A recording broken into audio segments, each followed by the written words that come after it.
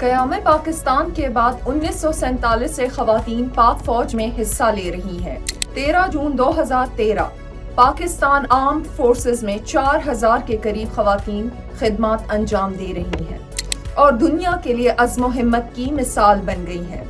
مسلح افواج کی باہمت خواتین نے ملکی سطح سے لے کر اقوام متحدہ کے امن مشن تک قابل فخر خدمات سے قوم کا سر فخر سے بلند کیا ہے۔ پاکستان دنیا کا پہلا ملک ہے جس نے 19 جون 2019 کو کانگو میں خواتین کے دستے تعینات کیے اور پھر خواتین کا فیلڈ انگیجمنٹ دستہ بھیجنے کی قابل تقلید مثال قائم کی۔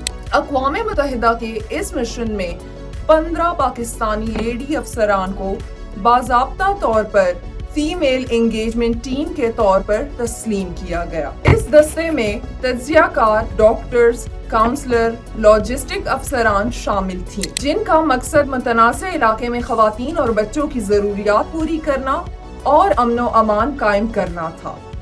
ابتدائی تعیناتی کے بعد 3 فروری 2020 کو ایک اضافی 17 پاکستانی لیڈی افسران نے مشن میں شمولیت اختیار کی، جس سے اس دستے کی طاقت اور صلاحیتوں کو مزید تقویت ملی۔